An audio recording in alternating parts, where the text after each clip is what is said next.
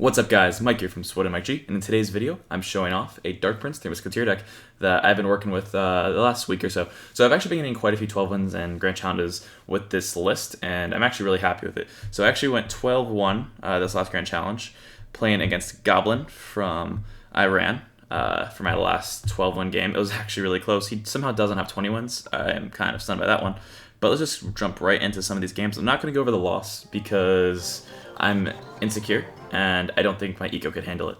So, I feel pretty good about this game right here. The starting hand is pretty solid. You have a lot of great openers. You have your Royal Ghost, you have your Elixir Collector, and if you don't have any of those, you can potentially play Ice Golem, or you could play Dark Prince in the back. It really just depends on the situation, your cards in hand, stuff like that. The Musketeers isn't the absolute worst card to play for your first card in certain situations. For example, if you need to pump, and they play cards where you can get value out of it, and then you get bad at the poison, then it's not absolutely terrible. It just depends what decks you're playing against, which is why that's oftentimes not the correct play. Other first-time tips, Dark Prince is actually a very good counter against Royal Ghost. If you play it against the Ghost defensively, you get a lot of value, and it's quite nice, because the Dark Prince will still charge and hit the tower, doing quite a lot of damage, so it's one of the better trades against the card in my opinion. Obviously, the higher elixir cost you go, the better the defense or the trade against Ghost will be, but for what it is, it's pretty solid. This deck, I wasn't sure would be really all that viable, because Royal Ghost actually does punish Musketeers pretty effectively, in combination with literally any other card in the game. But it actually boosts up this deck a little bit too, because the deck kind of, in its core principle, is just generate elixir advantage and punish. And a Musketeer for 3 elixir, you can get a lot of value with once you're ahead. So I still think that deck is really good, and this is actually a defense I defended surprisingly well, if I recall correctly. There was a lot of elixir in there, and I take very minimal damage because of this defensive minor. Obviously my tower is not at 1600, that's not ideal, but I actually salvaged a pump. I still have an Elixir Wizard up, and I'm feeling pretty good. I'm only behind 1 elixir, so I'm actually up like 4. So I think that was a pretty good trade in my favor, especially after he plays Ice Golem. To trade that out, I feel pretty good. I'm going to play 3 Musketeers here, bait out the poison once again, and then I'm going to pump up. That was my strategy going forward. After I recognized what deck he was playing, after I saw the Inferno Dragon and the guards, I knew for a fact he wasn't playing Mega Knight, so I felt pretty safe doing that play, knowing you'd have to poison it if you wanted to do really anything moving forward. This deck actually has a really good matchup against Bridgeham in general, and I think that's one of the reasons it's so good right now, because Bridgeham is everywhere in GCs, so you can get some pretty consistent and easy 12 wins using this deck. So far, with this deck, I have 2 12 wins in a row, so I'm feeling pretty good about it. There's actually another really cool Golem deck that's going around in the Hammers Pro team right now involving Goblin Hut, so if you guys want to see that next, let me know in the comment section down below. I'd be more than happy to share it. I'm also not wearing my Hammers jersey. It's actually my birthday, so if you want to show your love, send some birthday wishes in the comment section down below. I will appreciate it. So I'm actually heading out in a little bit here, but I am dedicated, and I just really wanted to keep up the consistent daily grind that we've been going after. It'd be a shame to just break it now. So, you know, we just have to go after it. Swood's off on a ski trip until the 1st, I believe, so you'll be seeing a lot of my face around the next few days. Anyway, so the rest of this game, we're at 3 minutes. I think this actually goes really deep into OT, if I remember correctly. One of the games says it's like a 6-minute game, really consistent, really hard fought by both sides. And the guy just would not let me kill him. He just did really good defense, really good trade after trade after trade, and I was pumping up to keep up the elixir advantage, but we'll get to that when we get to that.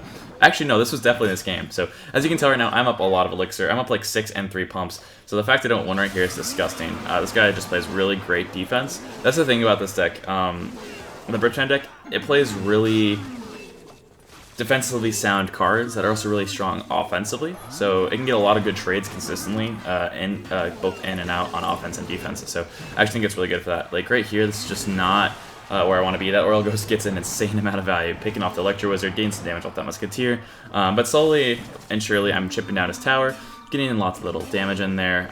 Just have to keep cycling to pumps, keep pumping up, keep playing the 3 Musketeers, and eventually I know I will whittle his tower down to 0. That was a really bad minor by me. I should have played it on the right side. I played the last one on the left too, so I'm just not really switching up my minors all that well. I actually played all these games today when I first woke up, because I was like, man, I really got to do this. Then life happened, and like 3 hours later, here I am in my birthday outfit, which is not naked, surprisingly, and I'm filming a video for you guys. So, you know, I have my priorities in order, clearly. So, knowing that he has a okay push on the right side, I'm going to go ahead and play EOS to defend that, and I'm going to go offensive on the left side with Dark Prince and Royal Ghost. and he defends it once again pretty well. However, I'm back to my pump. That's all I needed. I just have to cycle my cards, keep pumping up, and eventually I'll overwhelm him. I'm actually really bad at the game, so I don't pump here. Maybe what I was trying to do is bait out the poison first so I could guarantee the pump goes through. I'm not actually too sure. But either way, I have the Musketeer going down. I have the Miner. We're going to get some consistent chip damage here. I haven't played the Miner in front of the tower once this whole game, so he just has to predict it, and I was like back tiles, because that's where I keep playing it. For whatever reason, I was just really addicted to really bad Miners during this game. But it's okay. We all make mistakes. It happens. So he's going to go ahead and play some Royal Ghost action. I'm going to go ahead and play a really nice Ice Golem to defend those 3 Musketeers. Those 3 Musketeers are also going to clean up that Battle Ram for a nice little trade. The Battle Rams will get a few hits on the tower, but my 3 Musketeers are completely unscathed, and I have an absolutely just mind-bogglingly big push here. He tries to play the Inferno Dragon to save his tower, but it's not going to do much work. The Musketeer is just going to snipe it down, and even if that Inferno Dragon tanked both for whatever reason, then the tower on the right would have gone down from the Miner and Musketeer. So let's move into the next game, which is our loss, so we're going to skip that and go against this dude from Chaos. I don't know if he's actually good. I didn't check beforehand. He's okay. Not great stats, but not terrible. This is the 3 Musketeer mirror match against a little more classic version of the deck, which I actually think you should beat pretty consistently. Dark Prince has a pretty big shield, pretty beefy, and can actually take out the 2 Musketeers on its own. So I really like that interaction. You obviously have similar amounts of tanks, so it's a very similar style of play. He has the Goblin Gang. You have the, Electro Wizard. I don't really know all the differences off the top of my head because I'm tired and it doesn't matter, but it's all good. It's all good. All you gotta know is I destroy him. You just gotta watch this game and you will find out how to win the mirror match. So what you want to try to do in the mirror match is you want to split the Musketeers, force them into 2 different lanes. Some people also try to style it with 3 Musketeers in 1 lane and just push it down. That's okay, but I'm not the biggest fan of that because if the trade goes poorly, you basically lose the game. So I'm more of a fan of splitting. I think that the reason the Battle Ram version does not work right now, sorry to go on a side tangent, is Royal Ghost just destroys Battle Ram. Like, you just play the Royal Ghost, it just slices up the Battle Ram. The Royal Ghost still has like half health left, as you saw in that little trade, and then it gets a lot of value in the tower. So, like, it's just an insanely bad trade for your opponent. Also, I think this deck has more cards to counteract the Miner on the pump, which is another reason I think you have a pretty good advantage moving into the matchup. Obviously, he has cards like Minion Horde, but I can just zap those away. I can Ice Golem them away. And he doesn't really have any good zap targets because I don't have any zap baity cards. Whereas he's going to be giving me value with my zap every single time I play it, just because his deck is based around Poison Bait, which in essence also makes it similar to a zap bait style of play. So I'm actually pretty confident in the rest of this game. I'm just going to slowly start chip away. I think those 3 Musketeers in the back might have actually been a mistake by me. Thinking back on it, I should have just played the slow cards, cycled the pumps, continued to gain my elixir lead, just played it slow, and whenever he 3 Musketeered, I should have 3 Musketeered. I think that would have been a safer strategy going forward, but I'm ballsy. I like to be aggressive. I like to just go in for the kill, if possible, especially in GC matches where the stakes aren't quite as high, being a competitive player, so it's all, relative. But, you definitely shouldn't do that. Just always stick to your guns. Just try to cycle out the pumps, try to cycle out the low cards, just do small trades with your opponent. You'll never get down too much in the mirror match once you're ahead, and you just kind of, whittle them down. So that's the safe way to play it. I did not do that because I'm terrible, but it's okay. My more aggressive style is more entertaining for YouTube. Anywho, so here I have a little Electro Wizard, I think. It's kind of getting blocked by the Dark Prince, but I'm pretty sure that's what I played. I'm pretty sure it was like Electro Wizard, Dark Prince to counter out the Miner. I'm going to play 3 Musketeers in the back, and then here, going back to what I was initially going for, I'm a little scatterbrained right now. What you want to do is you want to play your tanks in front of the 2 Musketeers so that their Musketeers don't tank, or the 1 Musketeer, depending on how they defend your Musketeers. It really just all depends. Like, if they put 2-2 on your 2-2, you want to try to tank the 2. But actually, right here was really an interesting moment. I was able to play 5 Musketeers, 3 Musketeers in the center, so I had 6 Musketeers in the map. Ending with 5, going down to 3 by the time the game ends. And, well, it was a very decisive 2-0 win. So that's just an example of asserting dominance at its finest. And now let's go into the very last game of this Grand Challenge against the homie Goblin from Iran, a top 200 global player. This game was, once again, against a deck that I feel pretty confident going against. And I also like my starting hand, so I'm feeling pretty good about this 12 win going in here. I was 12-1 and 11-1, and I really wasn't too worried. I didn't actually recognize this guy beforehand. Maybe I should, but I don't play enough ladder. So, it's all good. So I'm going to go ahead and play Ice Golem. Seeing what he's playing right now, I feel pretty good about splitting 3 Musketeers here, because the one Musketeer will finish off the stuff on the left, and knowing he played Battle Ram, I'm predicting something on the right side, and I was correct, he plays Battle Ram, so he's going to go ahead and poison all that stuff, and I'm going to actually get a lot of value here. Those 2 Musketeers for 6 Elixir, tanked an Ice Golem, a Battle Ram, and a Poison. That put me really far ahead in Elixir, so I'm able to just chill with the Musketeer on the left side, which he has to defend, and then a pump. Look at this, I have a pump on the field, and I'm only down 2. That's insane. So right at the get-go, I have a really nice lead. I'm going to go ahead and Dark Prince, especially after those guards get played. That Dark Prince is going to get a lot of value. Finishing off the guards, finishing off that. I'm going to zap because I know, well, I don't know, but I'm predicting his zap, and it actually worked out really well there. So that was a really good play by me. I was really happy with how that trade went out. And going forward, the rest of this game, I have a pump up, and I'm up on Elixir. That's insane. 2 Elixir with a pump? Yes, please. I'll take the position every single day of the week. So at this point, in my opinion, the game's already kind of sealed. I just have to cycle Royal Ghost, see what he does. He's going to go ahead and cycle Night Witch in the back. So I believe I play a nice slow Ice Golem and then pump again. Because, you know, you just got to pump up a million times. That's how this deck works. It leaked a little bit, but it's all good because I'm terrible. So I actually am a big fan of this play right here. Oftentimes people will play the pump on the opposite side of the tower because you can't poison that and the other pump.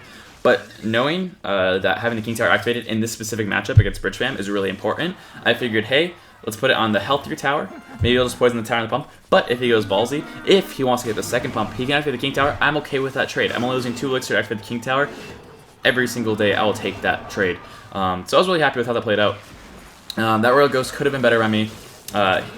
Because of that, I also missed the zap. That was really bad. I got a little over cocky, a little arrogant, and started playing not to the best of my ability, and just kind of let a little bit slide there. My tower's now 1541, but moving forward the rest of the game, we're pretty much even in Elixir, except I have a pump on the field.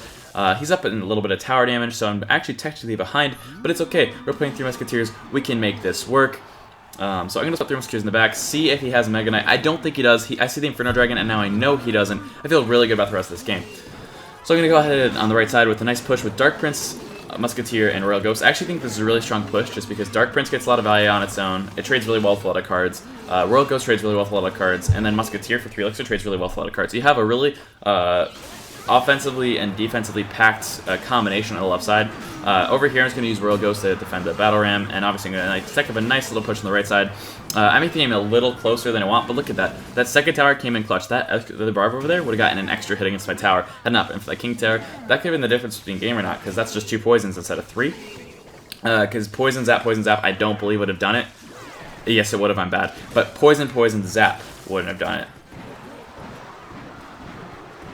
I think. Don't quote me on that. Anyway, so knowing I'm really down on damage on the left side tower here, I know I have to cycle my Musketeers up and high. Knowing he doesn't have Mega Knight, he's going to have to try to poison them every time. So basically, I'm just playing Poison Bait the rest of this game with my Musketeers, not my pump. Because if I pump again, I'm going to lose. That's just how it is. So I have to keep up a lot of pressure. We're going to ignore all these little notifications. We have Mel coming up soon. Don't worry about it. It's fine. So basically, my strategy for the rest of this game, play high Musketeers. Make sure he can't get a good poison value. Make it so he has to poison the 2 Musketeers every single time. Put the 2 Musketeers on the side of the 1784 tower. And if he wants to poison the 1 Musketeer, go really hard on the right side. That was my strategy going further the rest of the game, and it's working. I already have that pump down, so I was already up in Elixir. I'm just going to continually build up a nice Elixir advantage for the rest of this game. And look at this. I'm up so much Elixir here. So I actually go for a really ballsy move. I want him to poison on the left side. Because if he poisons on the left side, I can go really hard on the right and just finish off the game. He's smart. He doesn't do it. He recognizes what he needs to do. He tanks the 1 Musketeer, and he just lets the other one go to town. Unfortunately, though, I was just too far ahead in Elixir. The Royal Ghost, the Miner, the Dark Prince, the Musketeer, all of it was able to push through, get the dub, and that was a nice, clean comeback. Ladies and gentlemen, try the deck out. I highly recommend it. It's really strong and has a relatively fast learning curve to it. So definitely let me know. This is the first video where I'm not going to play music in it, and I'm also trying out a new overlay that I made the other day. Let me know what you think of both the format and the new overlay in the comment section down below. As always, don't forget to like, comment, subscribe, and see you, YouTube.